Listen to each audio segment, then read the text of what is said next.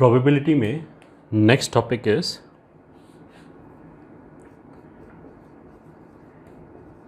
Independent events.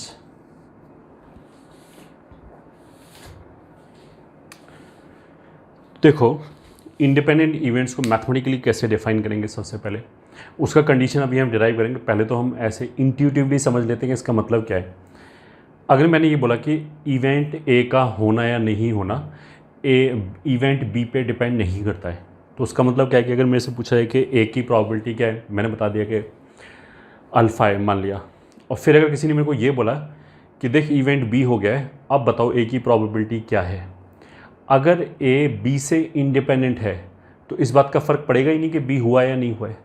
तो जब उसने ये इन्फॉर्मेशन मेरे को एक्स्ट्रा दे दिया कि बी हो गया है, तो भी जो ए की प्रॉबिलिटी है वो चेंज नहीं होनी चाहिए, that will remain the same. ठीक है।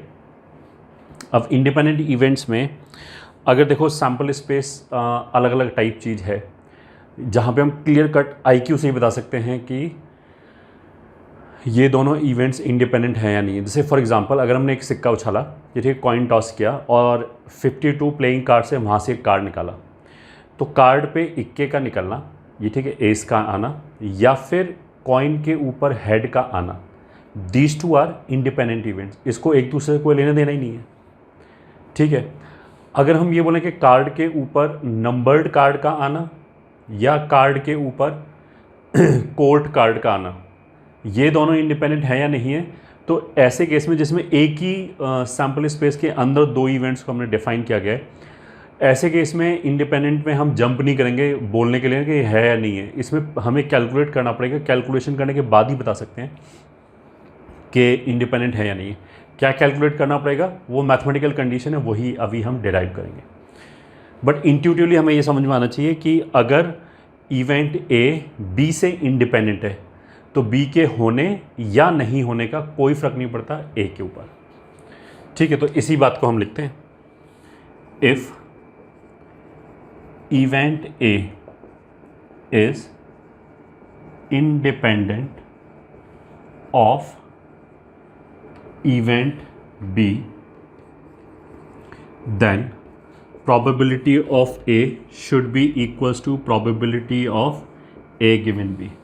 मतलब A की probability उसी के बराबर होनी चाहिए। अगर हमसे ये बोला जाए कि इवेंट बी हो गया, ये ठीक है, ये कंडीशनल प्रॉबिलिटी है कि ये क्या राइट हैंड साइड पे क्या लिखा है, this is probability of A given B has occurred, तो उस पर कोई फ़र्क नहीं पड़ना चाहिए, जो ओरिजिनल प्रॉबिलिटी थी वही रहनी चाहिए। ये ठीक है। तो इसको हम लिख सकते हैं probability of A is equals to probability of A intersection B upon P B. अब देखो हम यहाँ से कितनी चीज़ें डिराइव कर सकते हैं। पहला चीज़ तो ये हो गया कि हमने इसको इधर ले गए, इसको इधर ले गए, तो पी बी बराबर P A intersection B upon P A लिखा। बाय डेफिनीशन ऊपर दो इवेंट का इंटरसेक्शन, नीचे ये, जैसे ये वाला है तो इन दोनों का इंटरसेक्शन ऊपर आएगा और नीचे वाला इवेंट नीचे आएगा, तो उस हिसाब से ये कितना हो जाएगा, ये हो जाएगा प्रोबेबिलिटी ऑफ बी गिवन ए। तो हमने चालू कहाँ से किया कि इवेंट ए बी से इंडिपेंडेंट है, इसलिए हमने ये लिखा, और आगे जाके क्या आ गया कि probability of B and probability of B given A बराबर है। मतलब बी की प्रोबेबिलिटी एंड बी की probability after giving this information that A has occurred, ये दोनों इक्वल हैं। तो उसका मतलब क्या है, बी भी इंडिपेंडेंट हो गया। This implies B is also independent of A. ठीक है। अब देखो यहाँ पे हम और भी कुछ कर सकते हैं। जैसे हमारे पास ये आया P A is equals to P A intersection B upon P B. ठीक है, ये आया। इसको मैं ऐसे लिख लूँ, P A into P B बराबर पी ए इंटरसेक्शन बी। ठीक है। एक मिनट के लिए अब ऐसे देखो,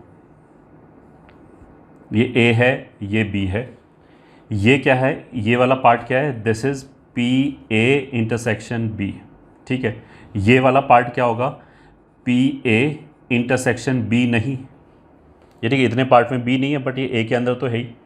तो हमने इसको ऐसे लिखा, this is P A P B को लिखा मैंने 1 minus P B bar is equal to P A intersection B को मैंने लिखा पी ए में से, पूरे में से इसको घटा दिया तो ये बच जाएगा। तो राइट हैंड साइड पे can I write P A minus P A intersection B bar. ठीक है, जो ए इंटरसेक्शन बी ये जो लिखा हुआ है उसको मैंने लिखा पूरे में से इतने पार्ट को घटा दिया। ठीक है, अब ये पी ए इंटू 1 और ये पी ए कैंसिल हो गया, यहाँ से आ गया P A into P B bar बराबर P A intersection B bar. तो यहाँ से आ गया P A is equals to P A intersection B bar upon P B bar. This by definition हो गया P A given B bar. ठीक है, हमने इस बात से चालू किया कि ए बी से इंडिपेंडेंट है, तो आगे जाके हमने क्या प्रूव किया, पहला पार्ट तो कि इसका मतलब क्या है कि बी भी ए से इंडिपेंडेंट होगा, पहली बात। और यहाँ से कितना आ गया कि पी ए की प्रोबेबिलिटी वही है कि अगर मेरे से बोले कि पी जो बी है नहीं हुआ तब ए की प्रोबेबिलिटी निकालें तो वो उतना ही रहेगा। तो ऑफ कोर्स अगर ए बी से इंडिपेंडेंट है तो बी हो रहा है इस बात का ही फ़र्क नहीं पड़ना चाहिए, एंड बी नहीं हो रहा है इस बात का ही फ़र्क नहीं पड़ना चाहिए। अगर बी नहीं हो रहा है इस बात का फ़र्क पड़ने लगे तो इनडायरेक्टली तो इसी बात का फ़र्क पड़ेगा ना कि बी के होने या नहीं होने का फ़र्क पड़ रहा है। तो ये statement as expected I Q से बता सकते थे ऐसा होना चाहिए, A is independent of B bar. ठीक है, तो ये तो काइंड ऑफ प्रूफ हो गया, मैथमेटिकल प्रूफ, कि अगर ए बी से इंडिपेंडेंट है तो पहली बात तो बी भी ए से इंडिपेंडेंट होगा, उसका प्रूफ ही आ गया। ए जो है वो बी बार से भी इंडिपेंडेंट होगा, उसका प्रूफ आ गया। ये ठीक है। अब काम की बात क्या है, note 1, if A and B are independent events, then required condition is P A intersection B बराबर P A into P B.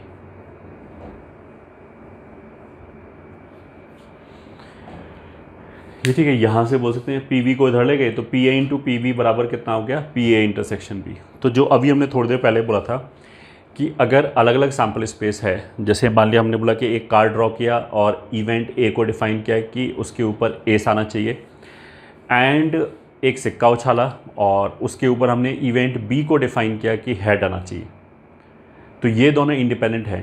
ठीक है, ये तो हमें ऐसे ही पता है, इसमें किसी मैथमेटिक्स लगाने की जरूरत नहीं है। इनफैक्ट अगर मेरे से पूछा जाए कि ये भी हो जाए एंड ये भी हो जाए, मतलब पी ए इंटरसेक्शन बी हो जाए, तो फिर मैं बोलूँगा कि यार ये दोनों तो इंडिपेंडेंट है, तो पी ए इंटरसेक्शन बी निकालने के लिए हम P A into P B कर लेते हैं।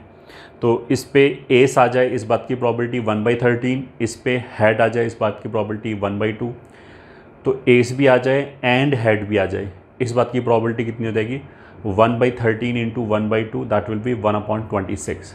ये ठीक है। यहाँ तो बेसिकली हमने इस वे में यूज़ किया कि ए इंटरसेक्शन बी लिखने के लिए मेरे को पता है इंडिपेंडेंट है, इसलिए P A into P B लिख सकते हैं।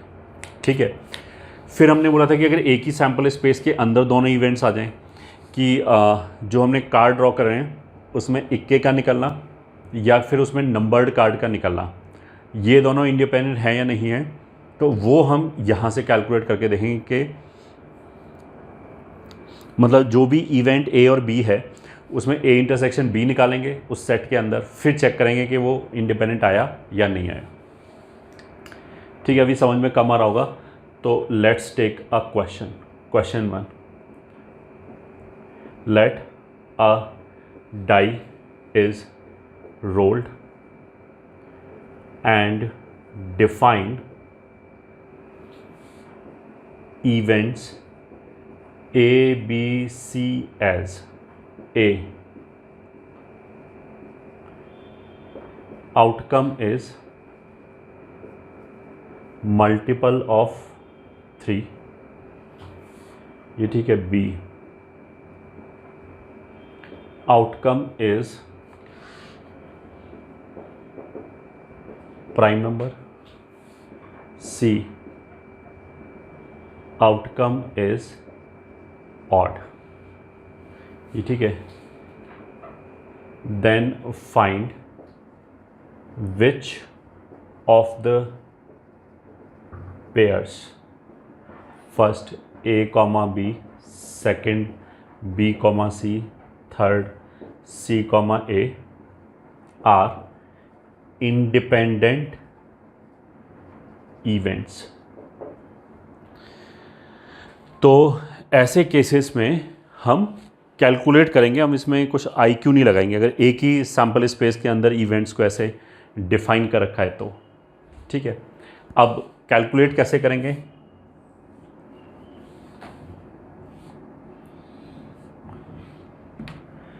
ठीक है, ए के अंदर क्या बोला है? आउटकम इज मल्टीपल ऑफ 3, तो 3 and 6 हो गया। बी के अंदर क्या बोला है? आउटकम इज प्राइम नंबर, तो 2 3 5 हो गया। सी के अंदर क्या बोला है कि आउटकम इज ऑड, तो 1 3 5 हो गया। ठीक है, फिर A intersection B, A intersection C and B intersection C. ठीक है, ये सेट निकालें। ए और बी में क्या कॉमन है? इन दोनों में क्या कॉमन है? 3 कॉमन है, तो ये आ गया 3। ए और सी में क्या कॉमन है? इन दोनों में भी 3 कॉमन है। ठीक है, बी और सी में क्या कॉमन है? 3 and 5 दोनों कॉमन है, 3 and 5। ठीक है, तो पी ए कितना हो गया? 2/6। 2 फेवरेबल हैं ए के अंदर और टोटल 6 है, तो पी ए हो गया 2/6, पी बी 2/6 मतलब 1/3। पी बी और पी सी दोनों गए 3/6 मतलब हाफ, और पी ए इंटरसेक्शन बी बराबर पी ए इंटरसेक्शन सी हो गया 1/6, and P B intersection C बराबर हो गया 2/6 विच इज़ 1/3। ठीक है, तो ए और बी, ठीक है, B comma C first part, second part, C comma A third part. A और बी इंडिपेंडेंट हो जाएगा अगर P A into P B P A intersection B हो जाए। तो पी ए इंटरसेक्शन बी कितना है? 1/6, और P A into P B कितना है? ये 1/3 इंटू 1/2, ये भी 1/6 हो गया। तो पी ए और पी बी का प्रोडक्ट भी 1/6 हो गया, पी ए इंटरसेक्शन बी भी 1/6 हो गया। तो ये तो इंडिपेंडेंट है, ये ठीक है। फर्स्ट पार्ट जो है that is pair of independent events. Second part में बी और सी, फिर वही चीज़, बी और सी, तो P B into P C कितना हो गया? हाफ इंटू हाफ 1/4 हो गया, बट बी इंटरसेक्शन सी कितना हो गया? 1/3। तो this is not independent events. ठीक है, थर्ड कितना हो गया? ए और सी, तो ए और सी 1/3 1/2 1/6 हो गया, एंड 1/6 हो गया, तो ये भी है इंडिपेंडेंट इवेंट्स। ठीक है, अगर हम इंट्यूटिवली सोचें तो हमें समझ में नहीं आएगा कि ये इंडिपेंडेंट कहाँ से हो रहा है, ये ठीक है। बट अगर हमसे सीधा पूछा जाए कि ए की प्रोबेबिलिटी क्या है, या फिर मेरे को ये बता दिया जाए कि बी हो गया है, अब बताओ ए की प्रोबेबिलिटी क्या है, तो अगर हम वो कैलकुलेट करेंगे तो वो सेम आएगा। मतलब इंट्यूटिवली पहले से नहीं बता सकते कि वो सेम आएगा, वो तो कैलकुलेट करने के बाद ही पता लगेगा कि वो सेम आएगा। और सेम आएगा इसलिए ये दोनों इंडिपेंडेंट हो गया। ठीक है, ये हो गया इवेंट्स का इंडिपेंडेंट होना। अच्छा, 3 इवेंट जैसे ये दे रखा है ए बी सी, अगर हम तीनों को बोलें कि ये तीनों इंडिपेंडेंट है या नहीं है, तो फिर बेसिकली क्या है, हमारी खूब सारी कंडीशन चेक करनी पड़ेगी। एक तो वो पेयर वाइज इंडिपेंडेंट होना चाहिए, ए और बी इंडिपेंडेंट होना चाहिए, ए और सी इंडिपेंडेंट होना चाहिए, बी और सी इंडिपेंडेंट होना चाहिए, और फिर ए बी सी तीनों में भी इस तरह की कंडीशन होल्ड करना चाहिए कि probability of A intersection B intersection C should be equals to P A into P B into P C, ऐसा होना चाहिए, तब वो तीनों इवेंट्स इंडिपेंडेंट होगा। तो उस पर तो अभी हम वी विल कम। तो अभी तो हमने क्या बोला? इंडिपेंडेंट इवेंट की डेफिनेशन। दूसरा हमने यहाँ पे क्या बताया कि ये कंडीशन है इंडिपेंडेंट इवेंट्स के लिए। और इसमें अब आगे चलते हैं।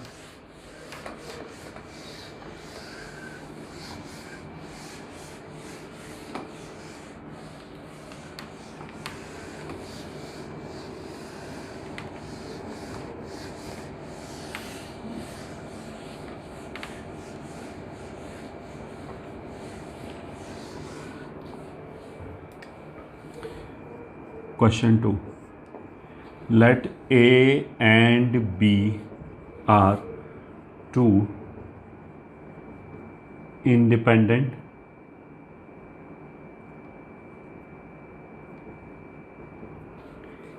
events such that PA is equals to 1 by 3 and PB is equals to 1 by 4. Then find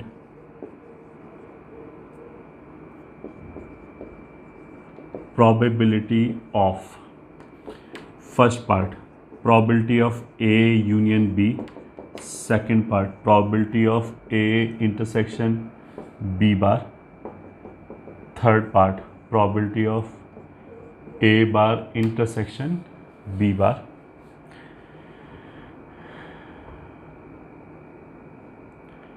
and fourth part probability of A bar union B bar. तो आंसर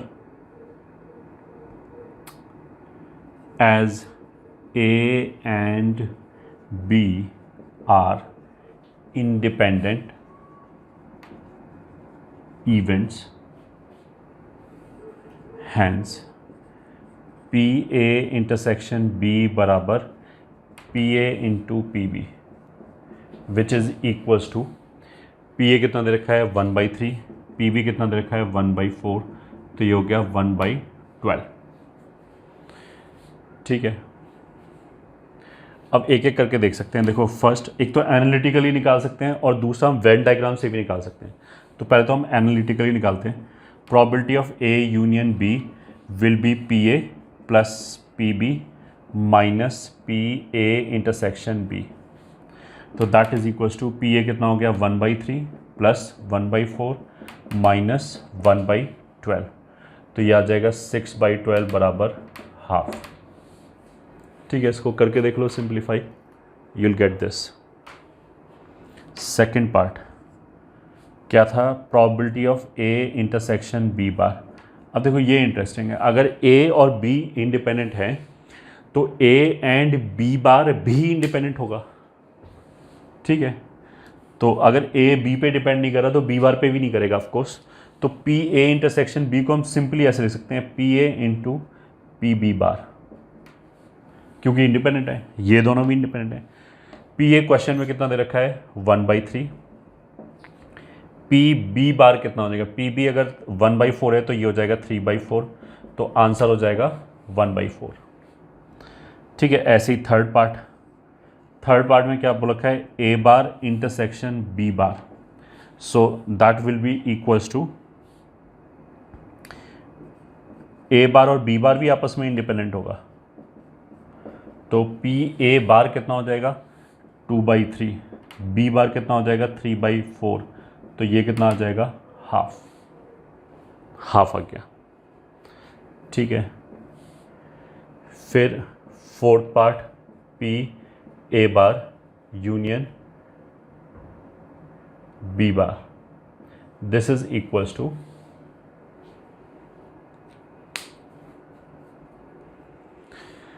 देखो इसका एक फॉर्मूला तो ये होता है कि this is 1 minus P A bar intersection B bar, ऐसे भी कर सकते हैं।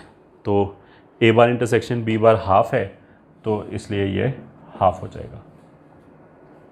सही है, डी मॉर्गन्स लॉ से बोल सकते हैं A bar intersection A bar union B bar कितना होता है,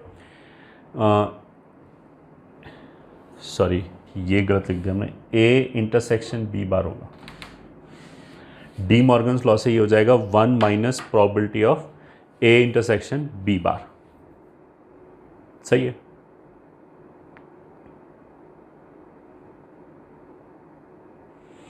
मतलब डी मॉर्गन्स लॉ क्या बोल देगा कि A इंटरसेक्शन B का whole bar will be equals to A bar B bar, ये हो जाएगा।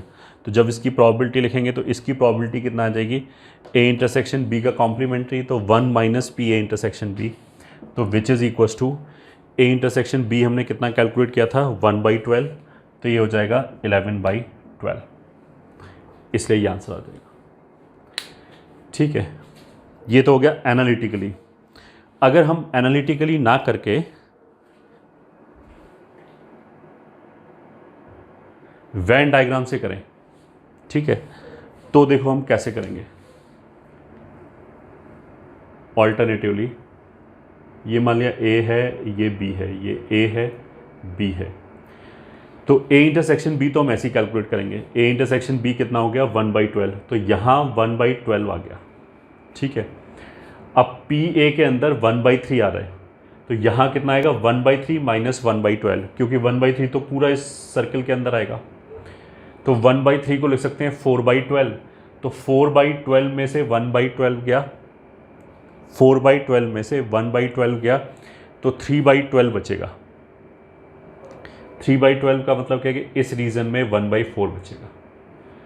अच्छा, यहाँ 1/4 में से 1/12, तो 1/4 को ऊपर नीचे 3 से मल्टीप्लाई किया, 3/12, 3/12 में से 1/12, तो 2/12 हो गया, मतलब 1/6 हो गया, ये हो गया 1/6।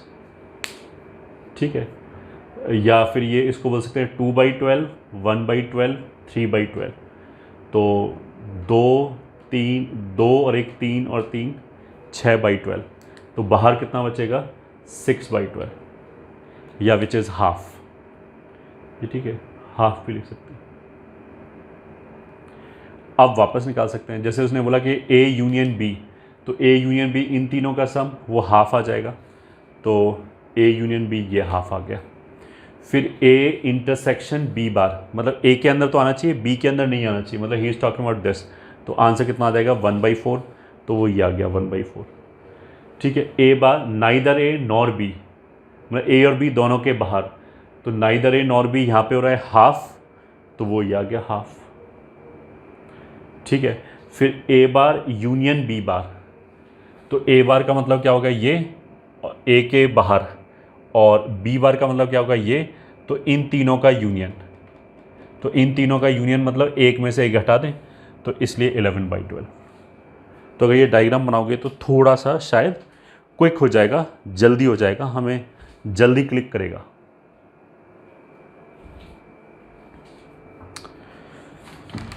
हाँ,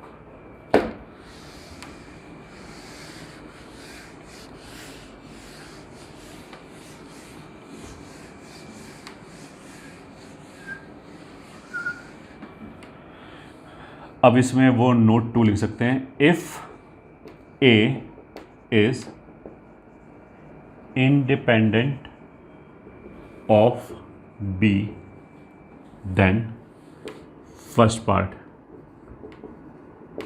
A will also be independent of B bar.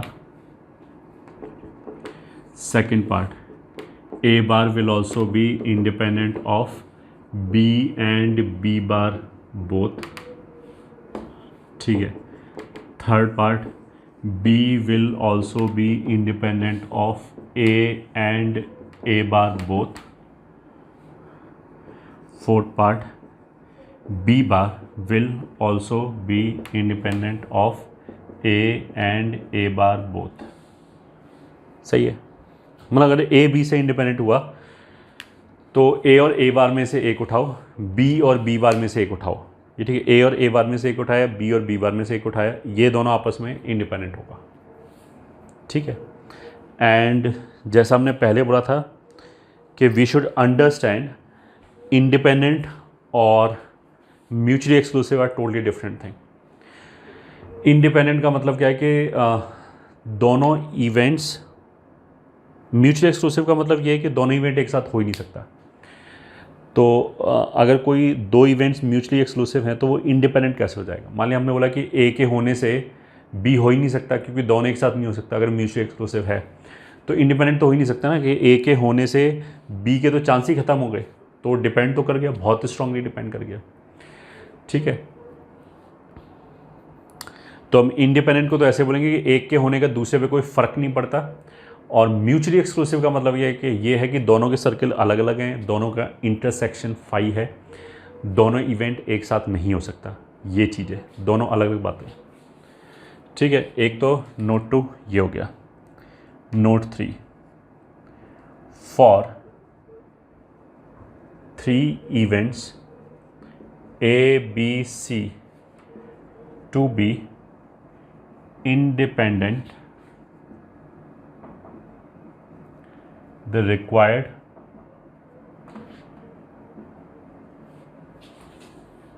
conditions are।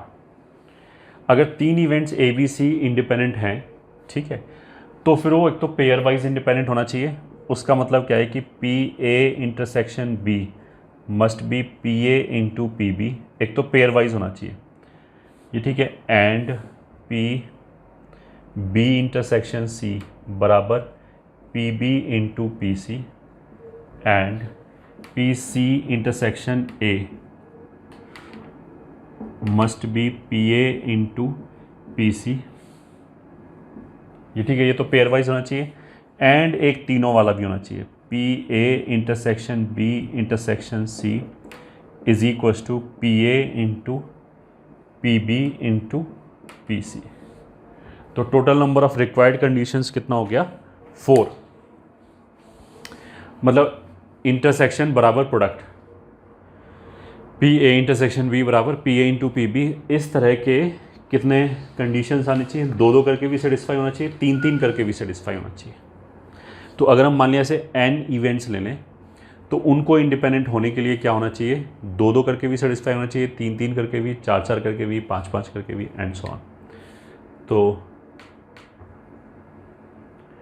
For n events, ये ठीक है, मान लिया इवेंट्स ऐसे है E1, E2, E3 and so on up till En, to be independent, the required number of conditions which must be satisfied is equals to, मतलब अगर हमारे पास n इवेंट्स हैं एंड वी वांट कि वो n इवेंट्स इंडिपेंडेंट हो जाए, तो ऐसे करके 2-2 करके कितनी कंडीशन आ जाएंगी? n है तो NC2 पेयर बन जाएंगे, ये ठीक है। फिर 3-3 करके इस तरह की कितनी कंडीशन आ जाएंगी? ए बी सी के लिए ये होल्ड करना चाहिए, फिर ए बी डी के लिए होल्ड करना चाहिए, फिर बी सी डी के लिए होल्ड करना चाहिए। इस तरीके से कितनी कंडीशंस बन जाएंगी? NC3। फिर 4-4 करके भी आनी चाहिए, 5-5 करके भी आनी चाहिए, एंड सो ऑन, और लास्ट में सब इवेंट्स का भी आना चाहिए। मतलब probability of E1 intersection E2 intersection E3 and so on up till En का इंटरसेक्शन तक should be equals to PE1 into PE2 into PE3 into PE4 up till PEN। तो इतनी कंडीशन सेटिस्फाई होना चाहिए। दिस इज नथिंग बट, ये ठीक है, इसमें से सारे बाइनोमियल कोफिशिएंट का समेशन है, बस इसमें NC0 and NC1 is missing. तो ये हो गया NC0, ये हो गया NC1। इतनी कंडीशंस सेटिस्फाई होना चाहिए। जैसे इस वाले केस में जब हमने n का वैल्यू 3 लिया तो 2 क्यूब हो गया 8, 1 - 3 4, तो 8 में से 4 गया, 4 कंडीशन सेटिस्फाई होना चाहिए। उसी वही 4 कंडीशन ये लिखा हुआ है, ठीक है।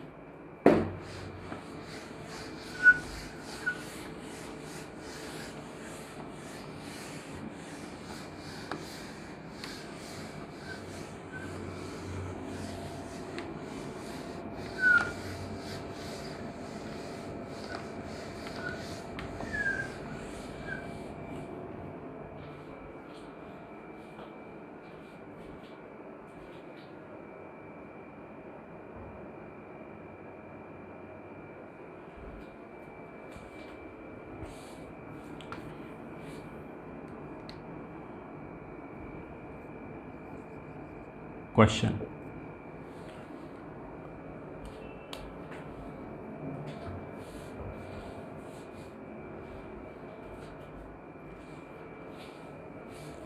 Let a coin is tossed 3 times and define A as first outcome is head, B second outcome is tail, C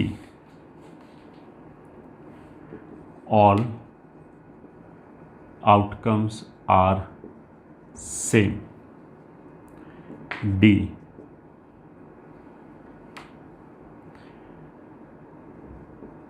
third outcome is head.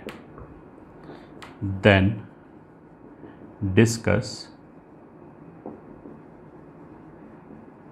independence of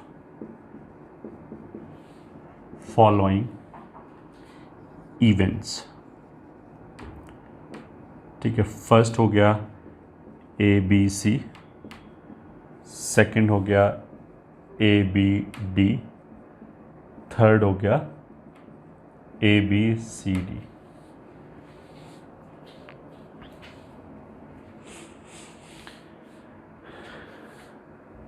ठीक है, टोटल कितने आउटकम्स हो जाएंगे? टोटल जो सैम्पल स्पेस होगा उसमें ऐसे आ जाएगा HHH, ये ठीक है, HHT, HTH, ऐसे करके TTT, टोटल 8 सैम्पल पॉइंट्स हो जाएंगे। मतलब पहले प्लेस पे हेड या टेल आ जाएगा, दूसरे प्लेस पे भी हेड या टेल 2 ऑप्शन, तीसरे पे भी 2 option, 2 into 2 into 2 permutation combination से टोटल 8 केसेस आ जाएंगे। अब हम काउंट करते हैं, ए के अंदर कौन आ जाएगा? फर्स्ट आउटकम इज हेड, तो फर्स्ट हेड आएगा, बाकी कुछ भी आए तो HH, HT, TH, TT, ये आ जाएगा ए। बी ने क्या बोला कि सेकंड हेड रहना चाहिए, बाकी कुछ भी हो जाए, तो HT, TH एंड TT, ये बी हो गया। सी ने क्या बोला है? ऑल आउटकम्स आर सेम, तो HHH एंड TTT, ये हो जाएगा C. D third outcome is head, तो H थर्ड आउटकम हेड है, THH, TTH, ये आ जाएगा।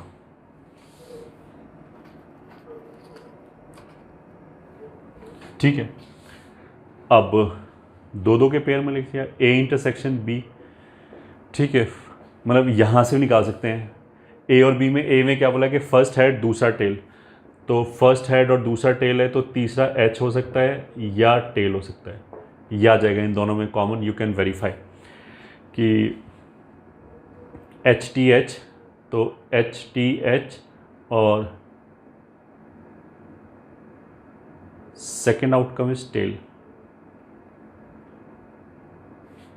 अच्छा, बी में हमने सेकेंड आउटकम इज हेड लिख दिया सब जगह, तो कुछ नहीं, सेकेंड आउटकम इज टेल, तो ऐसे रहेगा।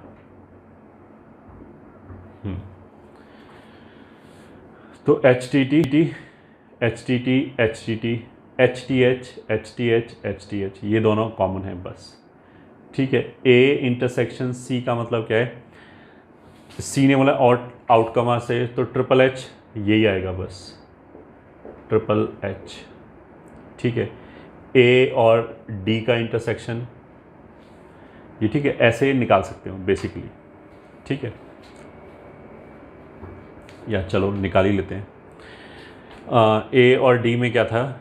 Third outcome is head and first outcome is head, तो आ जाएगा HHH, HTH, ये दोनों आ जाएगा। ठीक है, ये तो A के साथ हो गया, B का C के साथ, B का D के साथ और C का D के साथ, इतना देखना पड़ेगा। ठीक है, B और C में क्या बोला? सेकेंड आउटकम टेल है, ऑल आउटकम सेम है, तो इसमें TTT आ जाएगा। बी का डी के साथ सेकंड टेल है, थर्ड एच है, तो second tail head, tail tail head, ऐसे हो जाएगा। सी और डी में क्या है, थर्ड आउटकम एच है, ऑल आउटकम सेम है, तो हेड हेड हेड, ये हो जाएगा। ठीक है, और A B, A intersection B intersection C, मतलब पहला हेड दूसरा टेल और तीसरा same, 5। A intersection B intersection D, पहला हेड दूसरा टेल तीसरा हेड, हेड टेल हेड, ये आ जाएगा। ठीक है, और ए बी सी डी 5। ठीक है, अब सोल्यूशन निकालना चालू करते हैं फर्स्ट वाले केस में। ठीक है, ए बी सी है या नहीं है, तो बेसिकली पी ए कितना हो गया, हाफ, पी ए बराबर पी बी बराबर हाफ, एंड पी सी बराबर 1/4।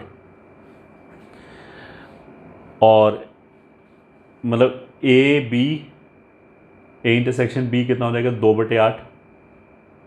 ठीक है, तो P A into P B, P A into P B, P A intersection B के बराबर हो जाएगा ये। ठीक है, बट इसमें क्या चीज़ फेल हो जाएगी इन तीनों में, अगर हम ये वाला चेक करें, A intersection B intersection C is not equals to P A into P B into P C, क्योंकि ये तो हो जाएगा हाफ इंटू 1/4, और ये हो जाएगा 0, क्योंकि ए बी सी 5 है। तो उसका मतलब क्या है, A B C are not independent, these are not independent. ये हो गया हमारा फर्स्ट पार्ट।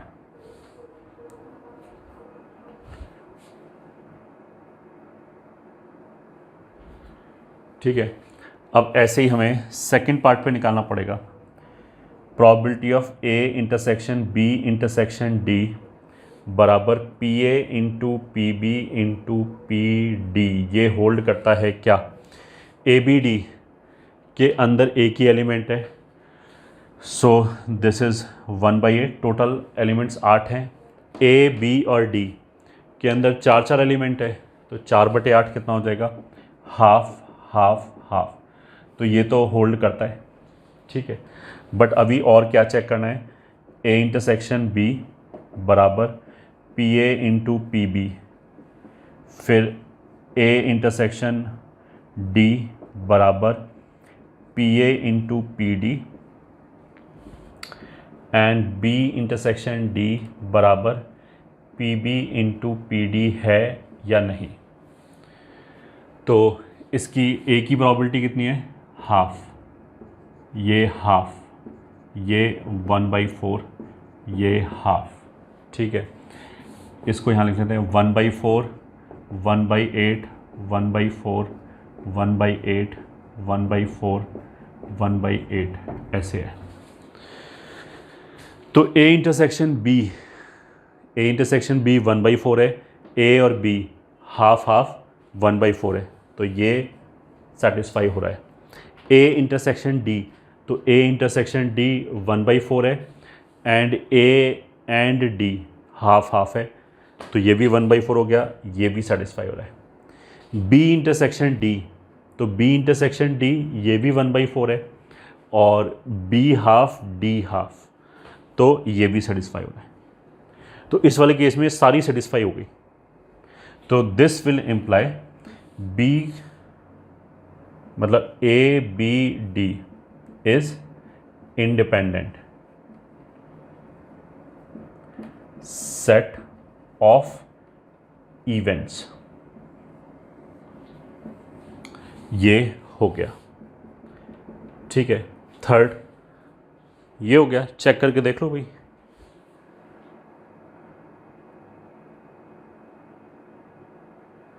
कंडीशंस सेटिस्फाई हो रहा है। अब थर्ड केस में क्या आ गया, ए बी सी डी। अब ए बी सी डी में 2-2 करके सेटिस्फाई होना चाहिए, 3-3 करके सेटिस्फाई होना चाहिए, फिर 4 वाला भी सेटिस्फाई होना चाहिए। 3 वाले में ए बी सी तो फेल हो जाएगा, ABC तो इंडिपेंडेंट नहीं होगा, तो बाकी सब हमें चेक करने की ज़रूरत ही नहीं है। तो ABCD आर नॉट इंडिपेंडेंट। क्यों नहीं है? As PA intersection B intersection C is not equals to PA into PB into PC। ये कंडीशन सेटिस्फाई हो ही नहीं रहा है। अगर ये कंडीशन सेटिस्फाई नहीं हो रहा है तो इट इज़ नॉट इंडिपेंडेंट। बाकी कुछ चेक करने की जरूरत नहीं, बाकी सेटिस्फाई हो या ना हो। एक कंडीशन फेल हो गया, इतना ही काफ़ी है कि 4 events want be independent.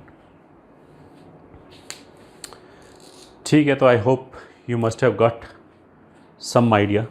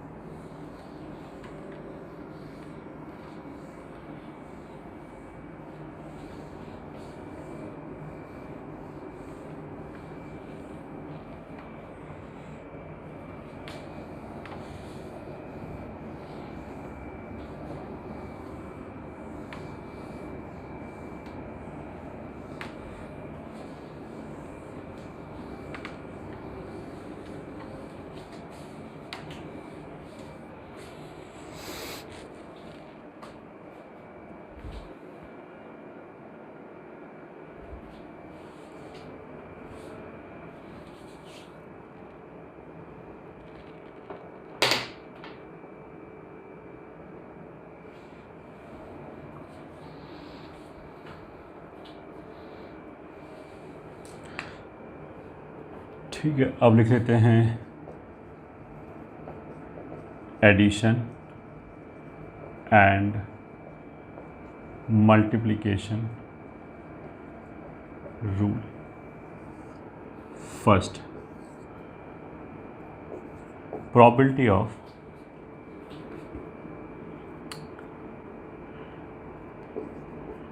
at least one of A or B occurs, मतलब probability of A union B बराबर probability of A plus probability of B minus A intersection B। ये ठीक है, ये हमारे एडिशन रूल हो गया। तो note 1, if A and B are, if A and B are mutually exclusive लिखा हुआ है, then probability of A intersection B बराबर 0।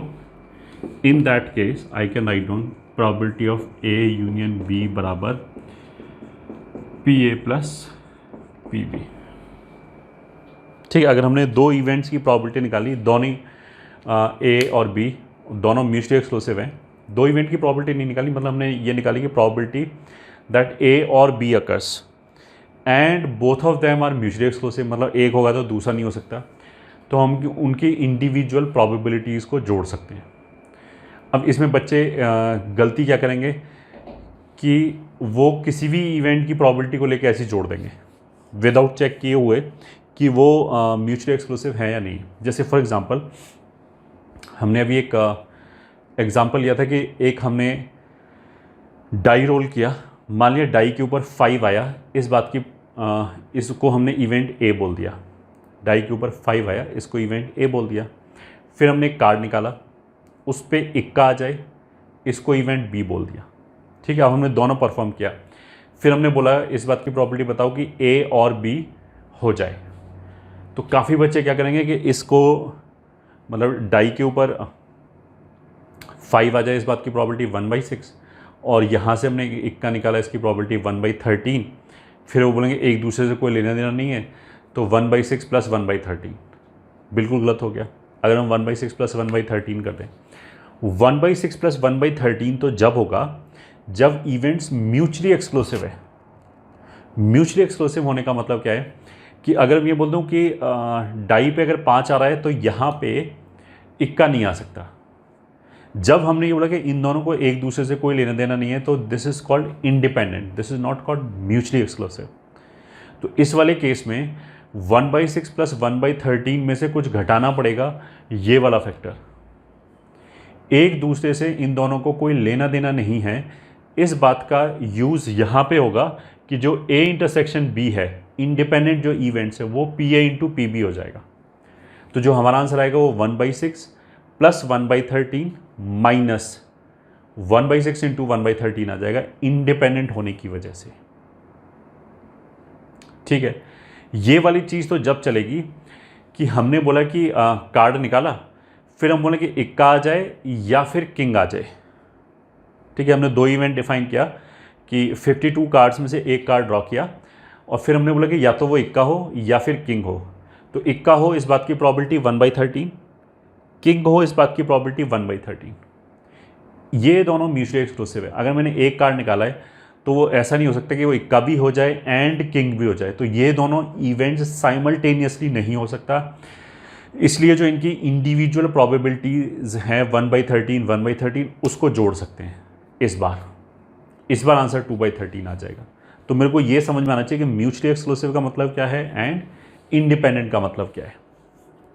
तो ऐसे प्रोबेबिलिटी केवल जब जोड़ा जा सकता है, मतलब ये लिखने से पहले एक बार सोच लिया कि यार ये दोनों इवेंट एक साथ हो सकता है क्या। अगर हो सकता है तो हम गलत लिख रहे हैं, इसमें से कुछ घटेगा भी। अगर दोनों इवेंट एक साथ नहीं हो सकता तो फिर ये ठीक है।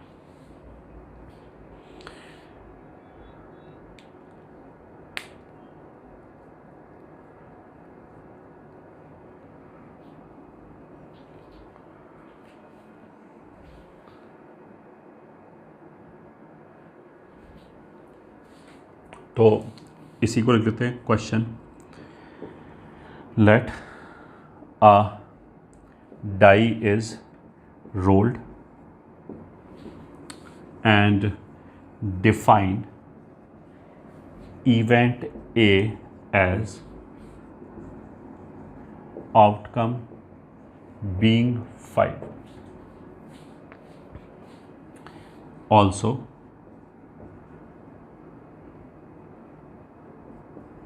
a card is drawn from a pack of 52 playing cards and define event B as outcome being ace and C as outcome being a king. Then find the probability that first part A or B occurs, second part B or C occurs, third part A or B or C occurs। ठीक है, इसमें हमें ये समझाना चाहिए कि A क्या है कि डाई के ऊपर 5 आया, B क्या है कि जो हमने कार्ड निकाला वो इक्का आया, C क्या है कि जो कार्ड है वो किंग है। तो A B से भी इंडिपेंडेंट है, A C से भी इंडिपेंडेंट है। मतलब डाई के ऊपर 5 आ रहा है, इस बात को कोई मतलब नहीं कि वहाँ से किंग निकल रहा है, इक्का निकल रहा है, नहीं निकल रहा है। बी और सी जो हैं वो म्यूचुअली एक्सक्लूसिव हैं, दे आर नॉट इंडिपेंडेंट, वो आपस में डिपेंडेंट है। अगर किंग निकलेगा तो एस निकल ही नहीं सकता। ठीक है, तो अब निकालते हैं आंसर। फर्स्ट पार्ट में क्या बोला है, पी ए यूनियन बी, तो वो हो जाएगा P A plus P B minus P A intersection B. अब because A and B are independent, इसलिए इसको लिख सकते हैं P A into P B, which is P A क्या है, डाई के ऊपर 5 आना, तो डाई के ऊपर 5 आएगा, इस बात की प्रोबेबिलिटी कितनी होगी 1/6, प्लस बी क्या है, इक्के का निकलना, तो 4 इक्के हैं 52, तो 4/52 मतलब 1/13 माइनस 6 इंटू 1/30, ये आएगा। ठीक है, तो टोटल कितना हो जाएगा ये, अगर कैलकुलेट करना चाहें तो 13, 6, 19, 18 अपॉन 6 इंटू 13, तो दिस इज 3/30।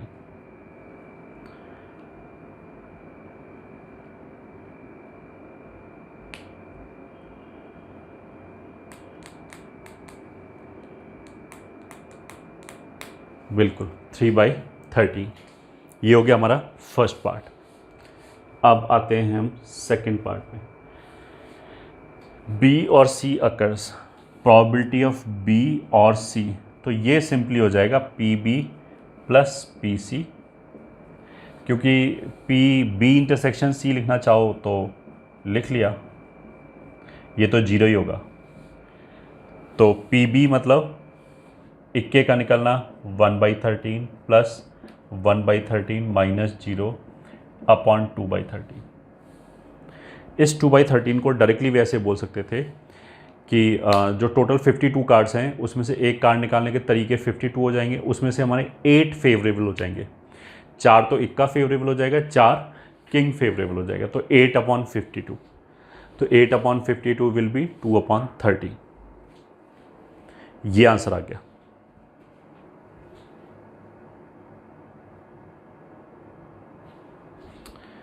ठीक है, अब चलते हैं third part, which is probability of, क्या बोला इसने,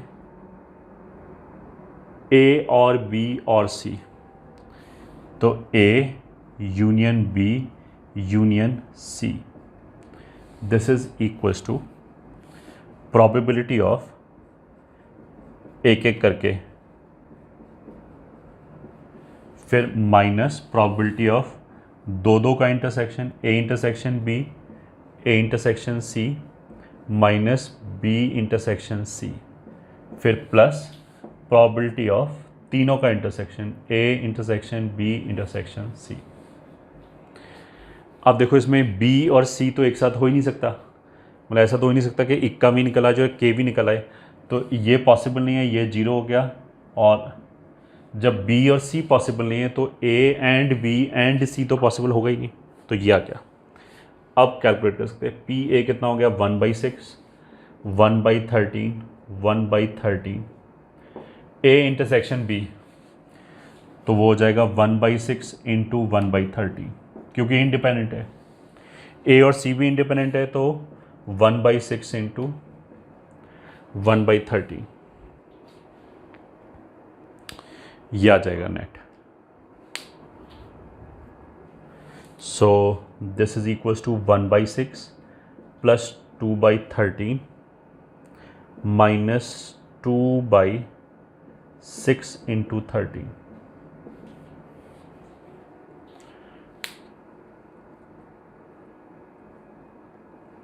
ठीक है,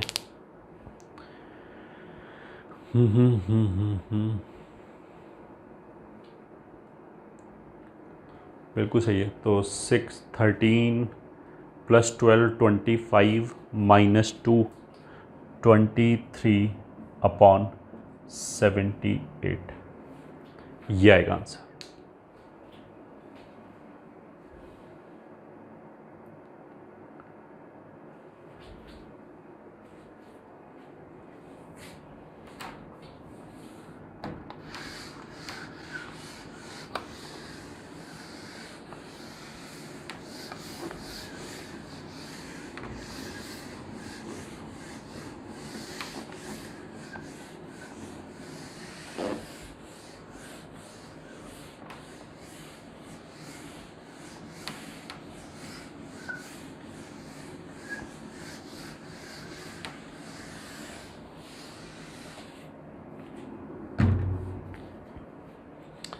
ठीक है, ये तो हो गया सम रूल। अब multiplication, probability of occurrence of A and B, तो that will be probability of A intersection B। ठीक है, इसको देखो, एक तो हम ऐसे लिख सकते हैं probability of A into probability of B given A।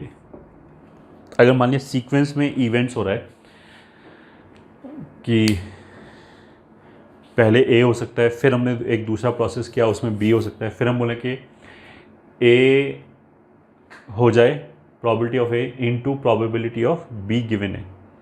मतलब इसको हम ऐसे बोल सकते हैं probability of first into probability of second assuming first has occurred।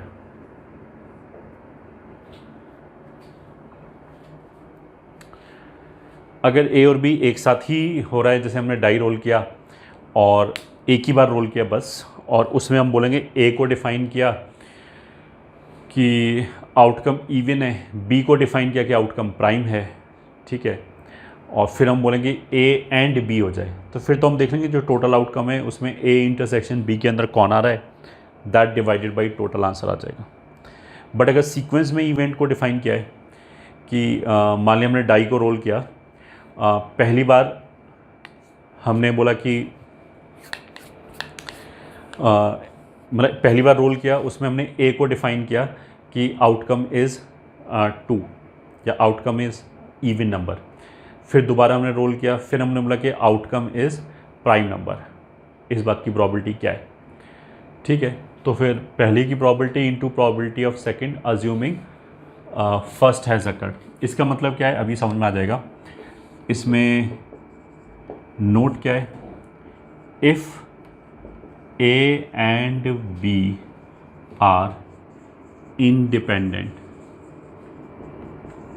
Then probability of A intersection B बराबर P A into P B. ये वाला जो चीज़ आई है वो भी बेसिकली कंडीशनल प्रॉबिलिटी से ही आया है। Probability of B intersection probability of B given A की डेफिनेशन क्या होता है, दोनों का इंटरसेक्शन ऊपर अपॉन पी ए, बस वो पी ए को हमने इधर ला के लिख दिया, तो ये कोई नया फॉर्मूला नहीं है, this we have already done, वो कंडीशनल प्रॉबिलिटी वाला ही फॉर्मूला लिखा गया है। अगर ए और बी इंडिपेंडेंट होगा तो probability of B given A P B हो जाएगा, तो ये P A into P B हो जाएगा, तो ये आ जाएगा,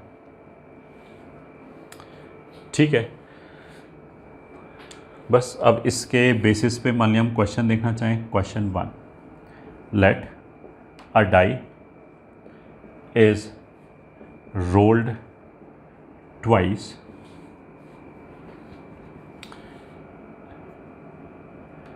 and define event A as first outcome is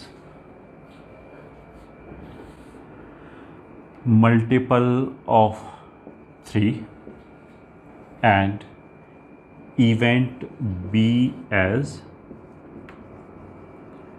second outcome is prime, then find the probability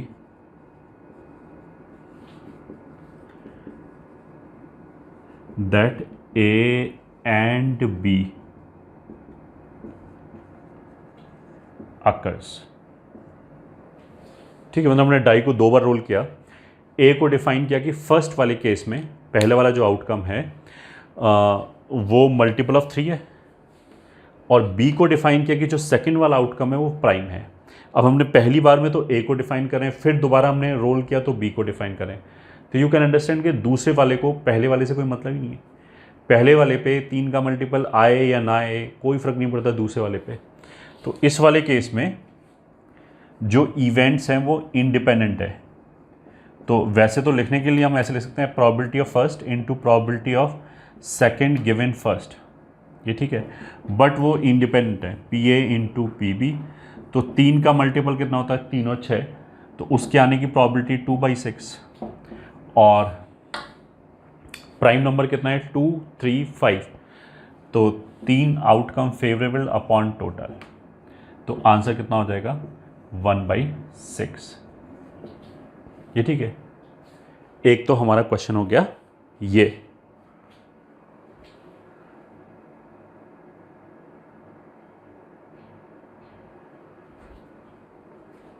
अब ऐसे ही एक मान लिया हम लिखते हैं दूसरा question, which says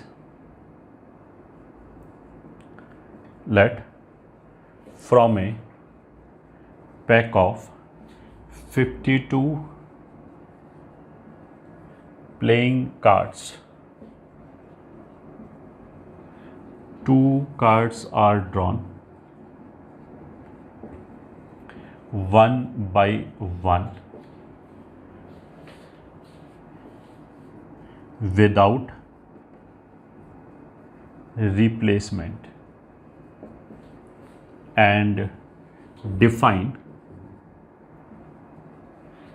event A as first card is an ace and event B as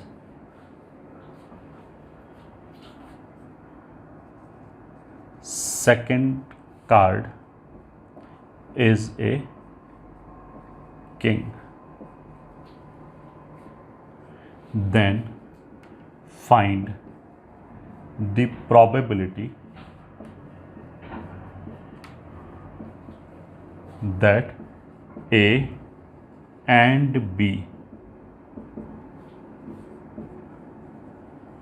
occurs.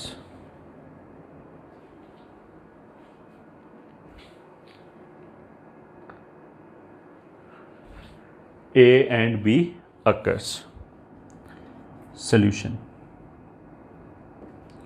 Probability of A intersection B बराबर probability of A into probability of B given A। ठीक है, probability of A का मतलब क्या है कि जो first card है वो एस है। ठीक है, इस वाले केस में देखो ये दोनों इंडिपेंडेंट नहीं है।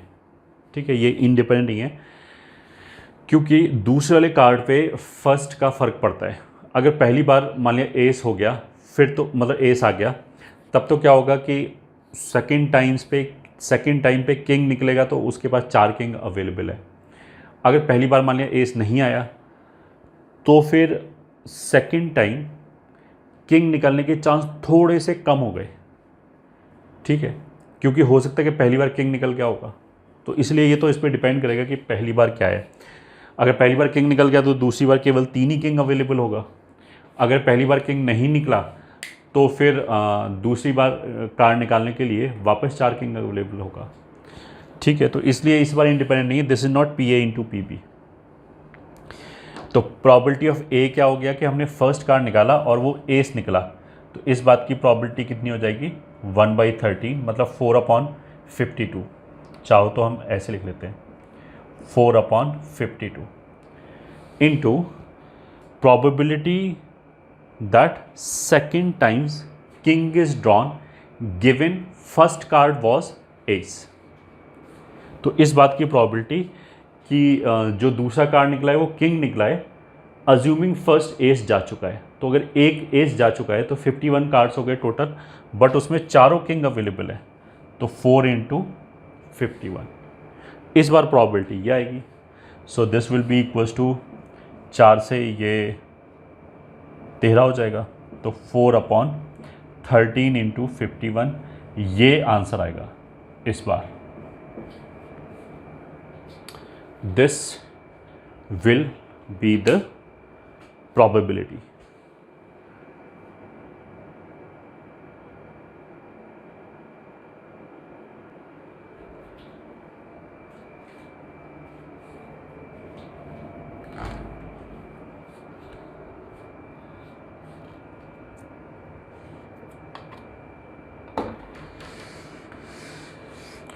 मतलब इसमें सीरीज ऑफ इवेंट्स भी आ सकता है, मतलब एक से ज़्यादा इवेंट्स भी आ सकते हैं। ये तो हमने केवल 2 इवेंट्स लिया है।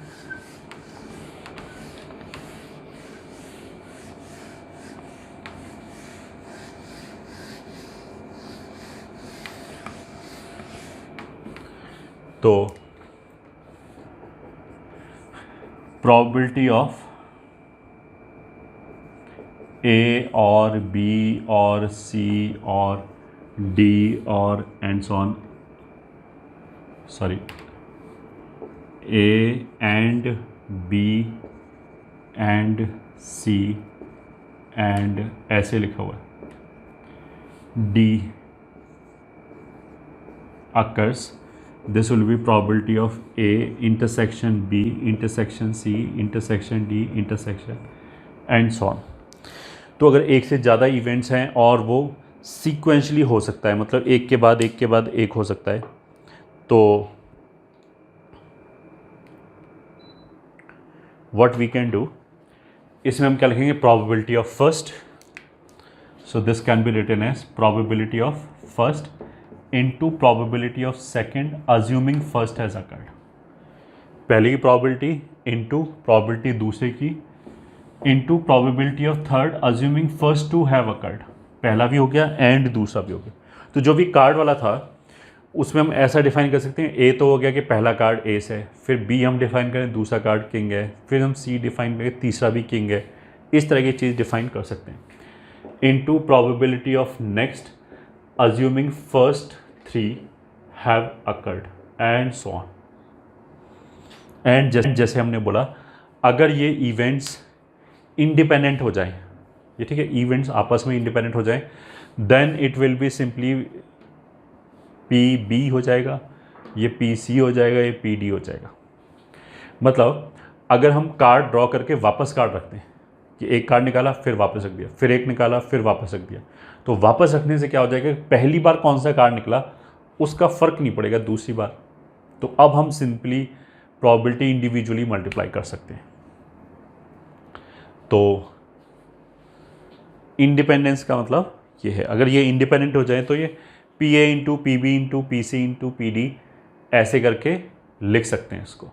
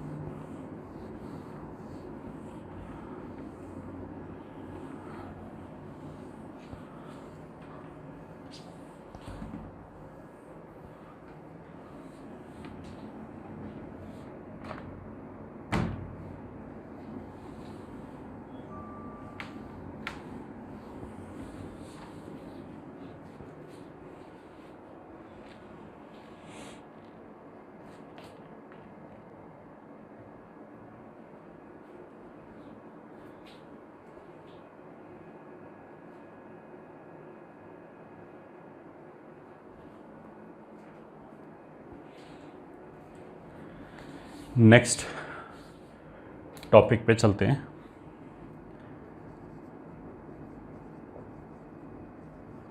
Binomial and multinomial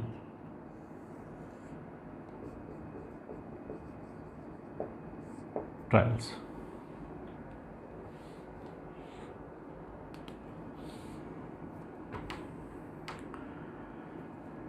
First,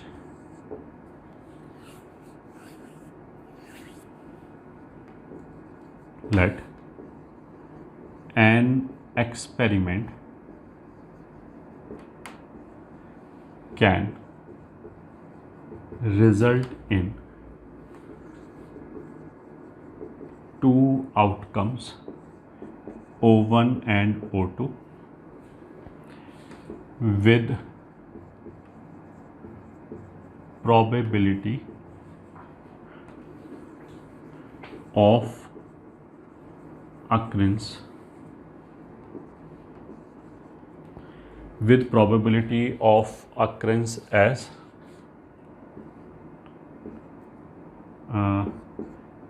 P and Q। ठीक है, मान लिया हमने एक एक्सपेरिमेंट परफॉर्म किया और बाइनोमियल का मतलब क्या है कि दो ही तरह के आउटकम आ सकते हैं। ठीक है, या तो O1 आउटकम आएगा या O2 आएगा। और O1 आएगा जैसे सिक्का उछालना में या तो हेड आएगा या टेल आएगा, और हेड के आने की प्रोबेबिलिटी को P बोल दिया, टेल के आने की प्रोबेबिलिटी को Q बोल दिया। तो मतलब इट इज़ नोन के P प्लस Q 1 होगा, मतलब और कोई तीसरी पॉसिबिलिटी नहीं है। अब मान लिया हमने एक्सपेरिमेंट किया 4 बार। ठीक है, 4 बार हमने सिक्का उछाला, फिर हम बोलेंगे इस बात की प्रोबेबिलिटी बताओ कि पहली बार हेड आए, दूसरी बार हेड आए, तीसरी बार टेल आए, फिर हेड आए, इस बात की क्या probability.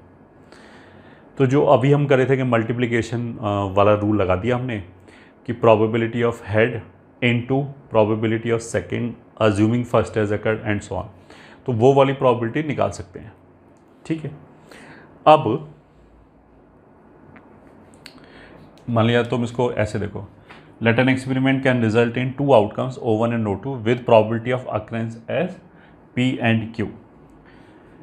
Now if this experiment is performed 4 times,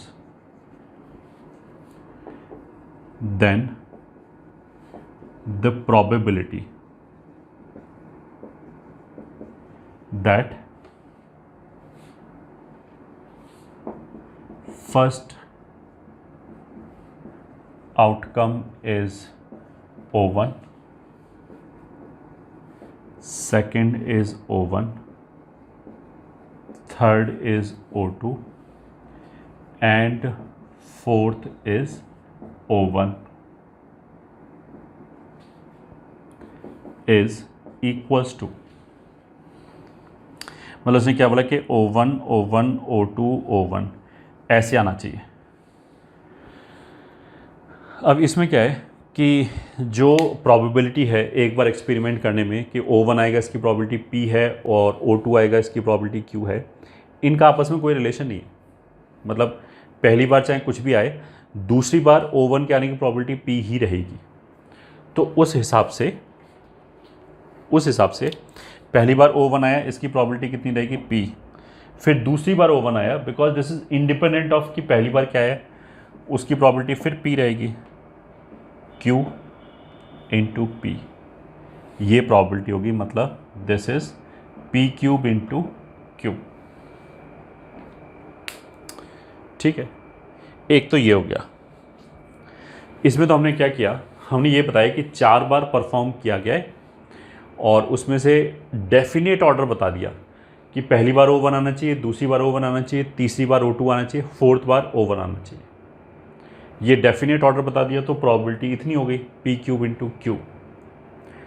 अगर हम डेफिनेट ऑर्डर ना बता के हम ये बता दें कि देखो 4 बार एक्सपेरिमेंट परफॉर्म किया गया है, 3 बार O1 आना चाहिए, 1 बार O2 आना चाहिए, तो उसका मतलब क्या है कि हमने कंडीशन को रिलैक्स कर दिया, हमने ज़्यादा ऑप्शन दे दिया कि चलो 3 बार O1 आ जाए चलेगा, वो भले ही पहले तीनों बार आ जाए या आखिरी तीनों बार आ जाए। तो ज़्यादा ऑप्शन देने का मतलब क्या है कि अब उसके होने की प्रोबेबिलिटी ज़्यादा हो गई। ठीक है, तो इसी में हम ऐसे बोले now if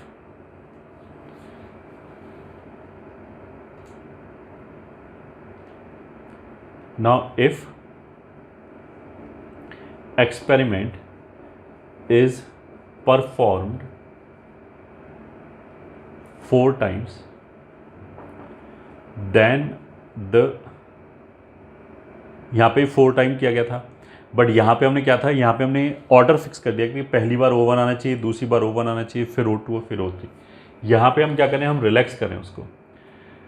if experiment is perform 4 times then the probability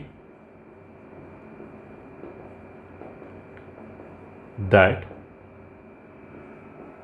outcome O1 occurs exactly 3 times and of course ये लिखने की जरूरत नहीं, अगर O1 एग्जैक्टली 3 टाइम्स आ रहा है तो जो एक टाइम बच गया वो O2 ही हो गया, and O2 occurs exactly once will be equals to. अब देखो इसमें क्या है कि O1 एग्जैक्टली कितनी बार आना चाहिए, 3 बार आना चाहिए, O2 1 बार आना चाहिए। तो इस बार इस बात की प्रोबेबिलिटी क्या होगी, तो पहले तो हम ये देखेंगे कि हमारे टोटल फेवरेबल केस कौन कौन से हैं। जो मतलब हमने 4 बार एक्सपेरिमेंट परफॉर्म किया तो कितने तरह के आउटकम आ सकते हैं, 2 इंटू 2 इंटू 2 इंटू 2। पहली बार O1 O2 में से कुछ भी आ सकता है, दूसरी बार O1 O2 में से कुछ भी आ सकता है, तो 2⁴ मतलब 16 तरह के आउटकम आ सकते हैं। उनमें से हमारे फेवरेबल आउटकम कौन कौन से हैं, वो ये है O1 O1 O1 O2, या फिर O1 O1 O2 O1, या फिर O1 O2 O1 O1, या फिर O2 O1 O1 O1। इनमें से अगर कोई भी आता है तो वो हमारे लिए फेवरेबल है, मतलब ये भी चलेगा, ये भी चलेगा, ये भी चलेगा, ये भी चलेगा। इसकी प्रोबेबिलिटी क्या हो गई, पहली बार O1 आया P, फिर दोबारा O1 आया, फिर P, फिर P Q, ठीक है। और का मतलब क्या है, प्लस। अच्छा, ये इवेंट फेवरेबल है, ये इवेंट भी फेवरेबल है, ठीक है। अगर हमने एक बार एक्सपेरिमेंट परफॉर्म किया, या तो यही होगा या यही होगा, दोनों एक साथ नहीं आ सकता। तो E1 और E2 में E1 और E2 म्यूचुअली एक्सक्लूसिव है, मतलब ये इवेंट होगा या फिर यही होगा, ऐसा नहीं हो सकता ये भी हो रहा है ये भी हो रहा है। मतलब हमने अगर 4 बार एक्सपेरिमेंट परफॉर्म कर दिया तो एक डेफिनेट ट्रेल आया होगा आउटकम्स का, तो वो या तो यही होगा या यही होगा, दोनों एक साथ नहीं हो सकता, ठीक है। तो उसका मतलब क्या है कि ये म्यूचुअली एक्सक्लूसिव हैं, तो जो हमने एडिशन रूल में बोला था कि इनकी प्रोबेबिलिटीज़ को सीधा जोड़ सकते हैं, ठीक है। इसकी प्रोबेबिलिटी आ गई, इसकी प्रोबेबिलिटी कितनी आ गई, P P Q P plus P Q P P plus Q P P P, ये आ गया। अब ये देखो कितना आ गया, P cube Q plus P cube Q, ये तो नंबर से P और Q, तो प्रोबेबिलिटी जैसे हमने बोला ना कि एक की मान लिया 1/4 है और P का वैल्यू मान लिया 1/4 है, तो Q का वैल्यू 3/4 हो जाएगा। एक आउटकम के आने की प्रोबेबिलिटी मान लिया 1/4 है, दूसरे की 3/4 है, तो ये आ गया this is equals to 4 times P cube minus Q, ये आंसर आ गया। तो अगर हमसे पूछा जाए कि पहला आउटकम O1 होना चाहिए, दूसरा O1 होना चाहिए, तीसरा O2, फोर्थ O1 होना चाहिए, अगर हम ऑर्डर भी फिक्स कर दें तब तो प्रोबेबिलिटी आ गई P cube Q।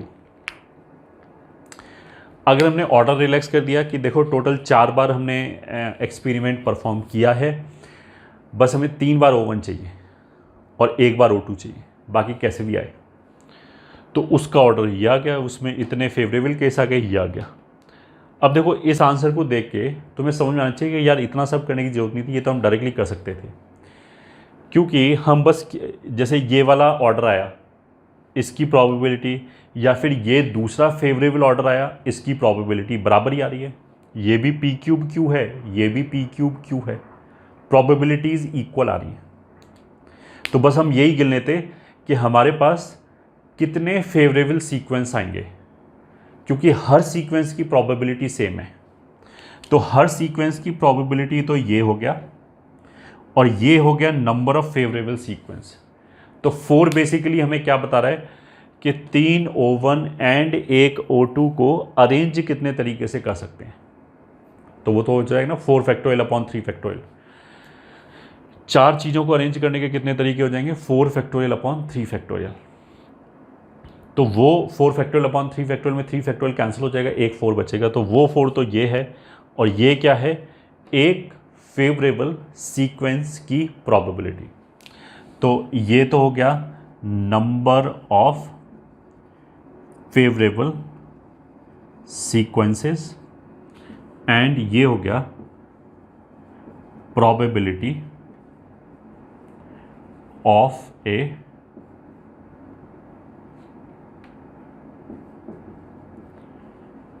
Favourable sequence of outcomes.